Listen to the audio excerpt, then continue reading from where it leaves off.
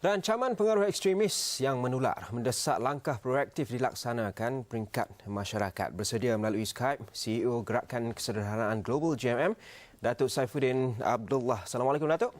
Waalaikumsalam warahmatullahi wabarakatuh. Okey, Datuk, ketika kita mempromosi moderate atau kesederhanaan ini, pengaruh pelampau atau militan ini dilihat juga pada masa sama menular. Bagaimana GMM, Gerakan Kesederhanaan Global, respon kepada senario ini, Datuk? Saya fikir ada dua, Ashwat. Yang pertama, bagi perekrut mereka yang mencari betul, mereka yang nak dibawa ke sana untuk kononnya berjihad itu perlu kepada jawapan profesional. Misalnya daripada pihak polis, pihak berkuasa, pihak counter terrorism.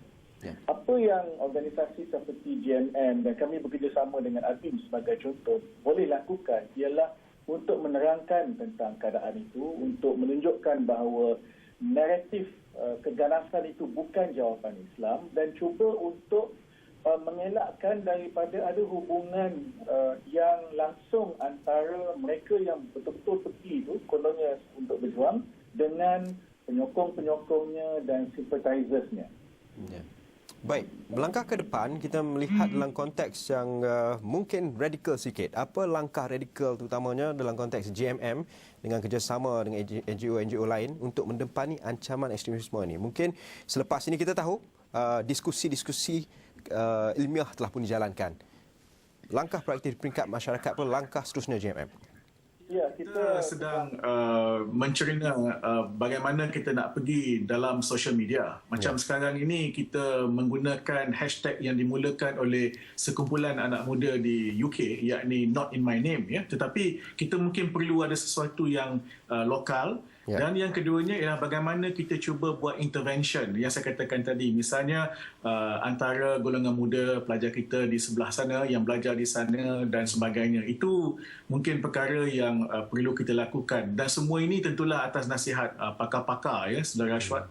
Ya, dan berdasarkan kepada setakat ini, ya, Datuk, adakah Datuk melihat tahap intensiti serta tahap seriusnya ancaman ekstremisme ini memerlukan kerjasama masyarakat yang lebih kuat lagi selepas ini, Datuk, bagaimana? Saya rasa memang ia perlukan kerjasama yang lebih kuat. Sebab kalau lihat misalnya tangkapan yang terakhir oleh pihak berkuasa, nampaknya rekrutmen mereka itu begitu meluas sekali. Walaupun kita tahu biasanya mereka mencari orang-orang daripada yang mempunyai personality trait yang tertentu, ya, tetapi nampaknya dia dah meluas, melebar. Jadi saya fikir badan-badan agama, badan-badan masyarakat sivil harus tampil untuk membantu. Tak kiralah secara langsung memang mungkin kita ada limitation kita, tetapi secara tak langsung kita semua harus main peranan. Okey, baik. Terima kasih Datuk Saifuddin Abdullah untuk melihat peranan GMM dalam menangani ancaman ekstremisme, ancaman pelampau serta ideologi yang dibawa dalam kalangan masyarakat. Seterusnya perbincangan